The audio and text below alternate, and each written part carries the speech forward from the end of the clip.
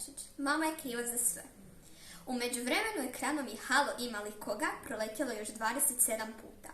A zašto stalno šapćeš? Šapnula je Stella sestri. A onda je dodala glasno. Tko god bio da ne bio, ne može nas čuti, ni vidjeti. Zatim je otipkala. Ima. Nije se dogodilo ništa. Što je sad, začudila se. Zaboravila si enter, primijetila je Mirela. Onda su se začuđeno pogledale jer se Mirela stvarno uopće nije razumjela u računala. Onda je Stella lupila enter. Onda su ekranu počela letjeti slova.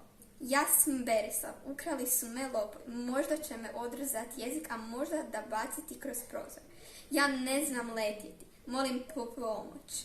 Stella i Mirela su se još jednom pogledale. Ali ovaj je brz, reče Stella. I nepismen, primijeti Mirela. Ili je uplašen, dosjeti se Stella. Ili nas zafrkava, reče Mirela. Daj ti to ugasi. Stella razrogači oči. Ti nisi normalna, reče. Pa napokon mi se netko javio.